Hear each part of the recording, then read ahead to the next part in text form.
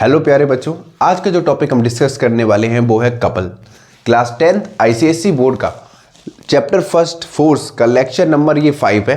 ठीक है, इससे पहले के लेक्चर अगर आपने नहीं देखे हैं तो शुद्ध हिंदी में समझ लो, वो लेक्चर देखने अनिवार्य हैं, तभी आपको ये वाला लेक्चर समझ में आएगा। क्योंकि कपल तभी समझ में आएगा जब आपको पता हो कि टॉर्क क्या होता है, टॉर्क कैसे डेवलप होता है, ये तभी पता चलेगा कि फोर्स क्या होता है। तो बाकी सारी वीडियो की प्लेलिस्ट आपको मिल जाएंगी हमारे प्यारे से प्लेटफॉर्म मिगी क्लासेस पे। ठीक है, तो लिंक डिस्क्रिप्शन में मैं मेंशन कर दूंगा, वहां से पहले वो लेक्चर्स वॉच कर लो, अच्छे से उनके नोट्स बना लो, उसके बाद ही इस लेक्चर पे आए। ठीक है, ये नहीं है कि डायरेक्ट इसी लेक्चर पे आ जाओ कि हम सर समझ लेंगे। हाँ, जिसको लगता है कि हम यहां से समझ सकते हैं तो कोई दिक्कत नहीं है, पढ़ो।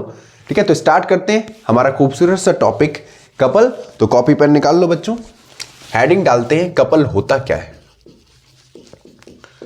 अरे मैं उस वाले कपल की बात नहीं कर रहा हूं, हाँ वहां पे भी कपल मतलब पेयरिंग की बात करते हैं। ठीक है, तो यहां पे भी देखो, दो कपल के बीच में क्या होता है आपको पता है। ठीक है, ठीक, ये क्या करते हैं, पेयर ऑफ फोर्स एक्ट करते हैं। करते हैं या नहीं करते, करते हैं या नहीं करते। मतलब अगर ये F1 फोर्स दे रहा है तो ये F2 देगा। इक्वल एंड अपोजिट फोर्सेस चलते हैं तभी तो एक्शन रिएक्शन होता है दो लोगों के बीच में, धूम धड़ाका। ठीक, चलो वो टॉपिक पे बात नहीं करते हैं, टॉपिक पे आते हैं। कितना एक्साइटेड हो जाते हो आप। ठीक है, सबसे पहली बात करते हैं। सबसे पहले आपको एक चीज बताते हैं, ध्यान से सुनना, थोड़ा बेसिक से जाएंगे। ये कोई ऑब्जेक्ट है, ठीक है, जिसका मास m है। ये मान लो इसका सेंटर ऑफ मास होगा। ठीक है, यहां पे मान लो ये इसका सेंटर ऑफ मास है O पॉइंट। ठीक है, सेंटर है इस A, मतलब ये कोई बॉडी है, इसका ये क्या है, सेंटर ऑफ मास है। ठीक है, सेंटर है, तो जाहिर सी बात है इसके फिक्स एक्सिस के अलोंग ही ये क्या करेगा, मूव करेगा। मान लो जैसे इस बॉडी पे हम क्या करते हैं, फोर्स अप्लाई करते हैं, तो जाहिर सी बात है ये क्या करेगा, अपनी पोजीशन को चेंज करेगा, चेंजेस इट्स पोजीशन, करेगा या नहीं करेगा।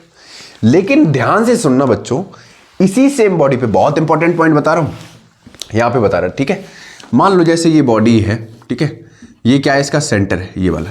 ठीक, तो जाहिर सी बात है इसी के एक्सिस के अलोंग, क्योंकि मैंने क्या बताया था कि टॉर्क हमेशा एक्ट करता है कब, फोर्स इनटू परपेंडिकुलर डिस्टेंस। मतलब एक एक्सिस को हम क्या करते हैं, फिक्स कर देते हैं।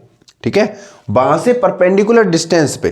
ठीक है, जब टर्मिनल पे हम फोर्स अप्लाई करेंगे तो वो क्या करेगा, बॉडी रोटेशनल मोशन परफॉर्म करेगा। अभी समझाते हैं, ध्यान से समझो। इस एक्सिस को हमने क्या कर दिया, फिक्स कर दिया। ठीक, तो जाहिर सी बात है इस एक्सिस को फिक्स करने के बाद अगर हम इसके टर्मिनल पे फोर्स अप्लाई करेंगे, जैसे मान लो इस पॉइंट पे हमने फोर्स अप्लाई किया F1। ठीक है, ध्यान से सुनना, तो जाहिर सी बात है ये क्या करेगा, टर्निंग इफेक्ट शो करेगा, क्योंकि इस एक्सिस को हमने क्या कर दिया, फिक्स कर दिया। तो जब भी कोई ऑब्जेक्ट को फिक्स एक्सिस के अलोंग घुमाते हैं तो वो बॉडी क्या परफॉर्म करती है, रोटेशनल मोशन। रोटेशनल मोशन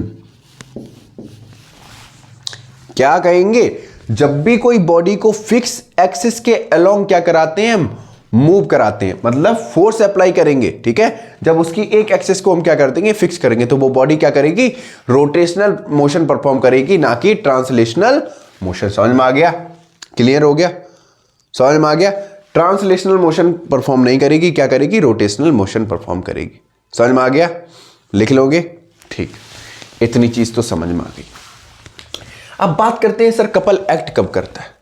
तो कपल होता क्या है, इसमें लिखेंगे, पहला पॉइंट डाल के लिखेंगे, रोटेशनल मोशन, रोटेशनल मोशन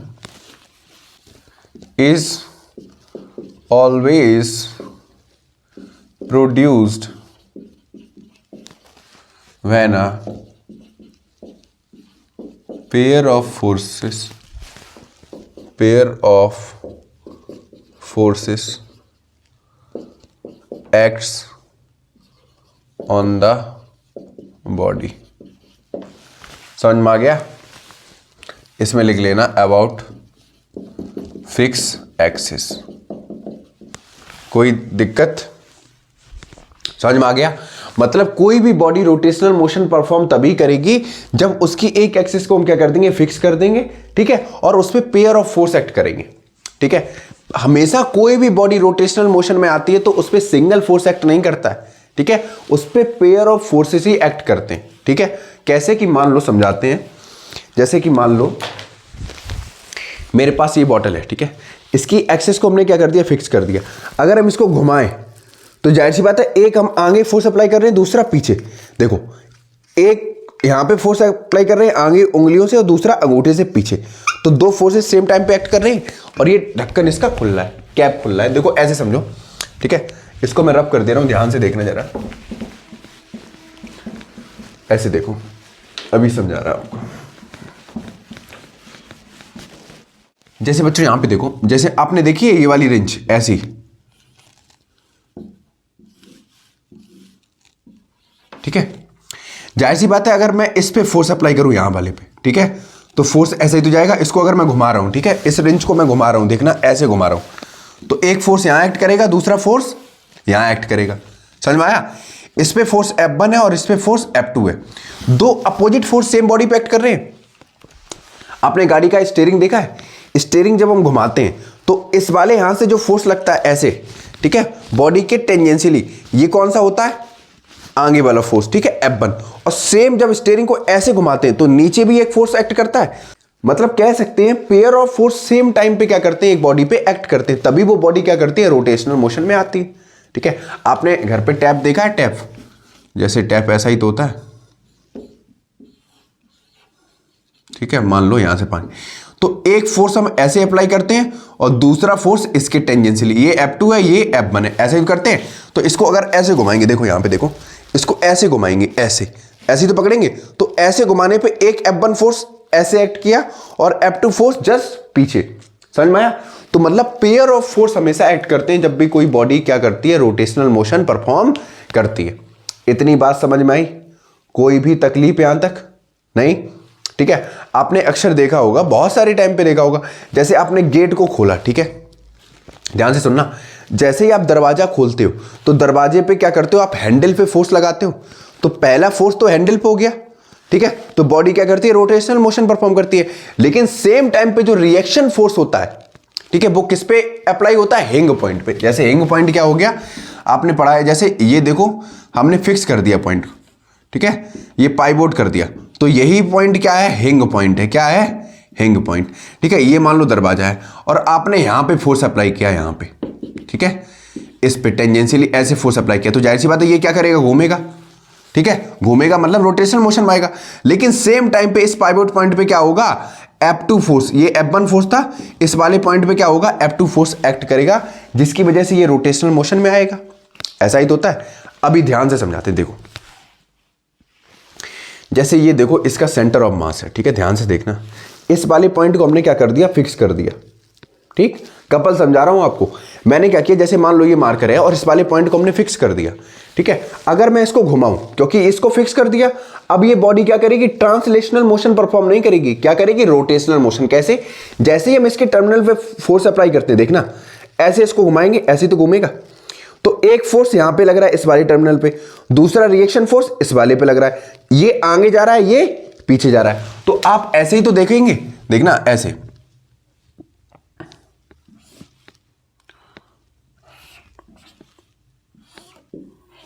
ऐसे ही तो बनेगा। मान लो ये बॉडी है, सेंटर ऑफ मास है इसका, ठीक है, एक फोर्स F1 आगे की तरफ लग रहा है और दूसरा रिएक्शन फोर्स पीछे की तरफ लग रहा है, तभी तो ये बॉडी रोटेशनल मोशन में घूमेगी, ऐसे ऐसे ऐसे घूमेगी या नहीं घूमेगी। समझ में आया या नहीं आया? नोट तो करना नहीं, ये वाला पॉइंट नोट करो बस, बाकी कुछ नहीं नोट करना है, बाकी अभी हम करा रहे। इस पॉइंट के बाद लिखेंगे कपल होता क्या है, इसमें लिखेंगे, डेफिनेशन आपके पास है, तो बच्चों नोट डाल के लिखेंगे, a pair of forces formed by the external forces and the forces of reaction is called couple। इतना तो चीज आपको समझ में आ गई कि कपल होता क्या है, ठीक है। सेम बॉडी पे ठीक है, अगर फिक्स एक्सिस के अलोंग हम फोर्स अप्लाई करेंगे तो उस पर सिंगल फोर्स एक्ट नहीं करेगा, उस पर पेयर ऑफ फोर्स एक्ट करेंगे, तभी वो बॉडी क्या करेगी, रोटेशनल मोशन में आएगी। यहां तक क्लियर, डन कर दिया जाए, ठीक है बच्चा। इसके बाद थोड़ा आगे बात करते हैं। मान लो कोई बॉडी यही है, ठीक है, ठीक है, ये बॉडी है, ठीक है, अगर मुझे इसको ट्रांसलेशनल मोशन में लाना है तो जाहिर सी बात है इसके सेंटर ऑफ मास के अलोंग हम फोर्स अप्लाई करें तो ये बॉडी क्या करेगी, आगे मूव करेगी, मतलब ट्रांसलेशनल मोशन परफॉर्म करेगी। लेकिन इसी पॉइंट, इसी बॉडी पे देखना, ये इसका एक्सिस ऑफ रोटेशन होगा, इस वाले पॉइंट को हमने क्या कर दिया, फिक्स कर दिया, तो जाहिर सी बात है ये बॉडी अब ट्रांसलेशनल मोशन परफॉर्म नहीं कर सकती। तो अगर हम इसके टर्मिनल पे, मतलब यहां पे टेंजेंशियली फोर्स अप्लाई करेंगे तो जाहिर सी बात है ये क्या करेगा, टर्निंग इफेक्ट करेगा, टर्निंग इफेक्ट शो करेगा, मतलब इसके पास क्या है, एंगुलर वेलोसिटी है या नहीं है। तो F1 फोर्स यहां पे एक्ट करेगा, ठीक है, जैसे ये ऊपर जाएगा तो जाहिर सी बात है फिर टर्निंग इफेक्ट शो करेगा। ये वाला पॉइंट अगर इसको घुमाओ आप, तो ये वाला पॉइंट जब घूमेगा तो ये नीचे आएगा, तो ये वाला पॉइंट कौन सा हो गया, ये वाला फोर्स कौन सा होगा, F2 रिएक्शन फोर्स।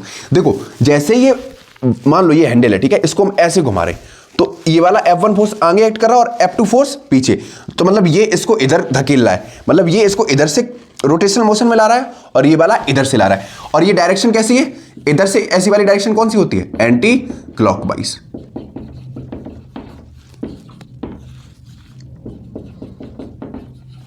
समझ में आ गया, कोई डाउट, इतना नोट करो फटाफट, स्क्रीनशॉट लो यहां तक। अब बच्चों हेडिंग डालो फटाफट, मोमेंट ऑफ कपल। ये क्या होता है बच्चों, मान लो देखो कोई एक हम वार कंसीडर कर रहे हैं, ठीक है, ये वाला पॉइंट ए है, ये वाला पॉइंट बी है, ये ओ क्या है, इसका सेंटर ऑफ मास, ठीक है, ठीक बेटा, ए से लेके जो बी तक की दूरी है ये डी है, ए पे फोर्स एक्ट कर रहा है F1 और बी पे फोर्स एक्ट कर रहा है F2। क्योंकि ये वाला पॉइंट हमने फिक्स कर दिया है तो जाहिर सी बात है अगर बी पे फोर्स अप्लाई करेंगे तो ये ऐसे ही तो टर्निंग इफेक्ट शो करेगा। इस वाले पॉइंट पे फोर्स अप्लाई करो तो ये कैसे घूमेगा, टक, इस पे फोर्स अप्लाई करो कैसे घूमेगा, टक, तो ये वाला ऐसे नीचे की तरफ। जब ये ऊपर देखो, इस वाले बी पॉइंट पे फोर्स अप्लाई करो तो ये डायरेक्शन कैसी होती है, एंटी क्लॉकवाइज। अभी बताया था, ये वाली भी कौन सी होगी, एंटी क्लॉकवाइज। इतनी बात समझ में आई, ठीक है। और ए से लेके बी, मतलब दो इक्वल फोर्सेस के बीच की डिस्टेंस को हम बोलते हैं क्लॉक आर्म। क्या बोलते हैं, क्लॉक आर्म, या डी बोल दिया। अगर बच्चों मोमेंट ऑफ फोर्स निकालें तो मोमेंट ऑफ फोर्स होगा, moment of force F at end A वाले पे निकाल लें, ठीक है, इस वाले के रिस्पेक्ट में, तो ये क्या हो जाएगा, एफ इंटू ओ ए, ठीक है।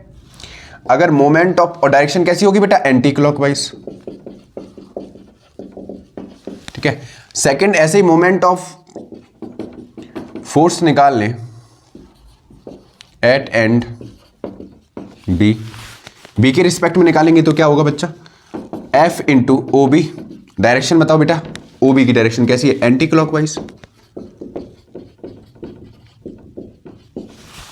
ठीक है। अगर नेट मोमेंट ऑफ फोर्स निकालें तो क्या होगा, इन दोनों को जोड़ दें, F into O A plus F into O B. F common ले लें बच्चा, क्या होगा, F into O A plus O B, यही तो हो जाएगा। एफ की जगह रहेगा ओ ए प्लस ओ बी, क्या बनाएगा, ए बी, और एफ ए बी की दूरी है कितनी, डी, तो मोमेंट ऑफ फोर्स कितना निकल के आ गया,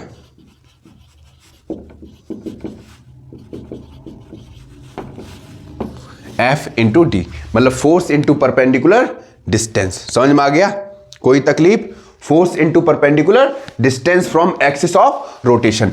इसके लिए अगर इसको ये घुमाएंगे तो ये ऐसा ही तो घूमेगा, टेंजेंशियली फोर्स अप्लाई करो, दोनों के बीच की दूरी कितनी होगी, कोई डाउट, फटाफट नोट करो।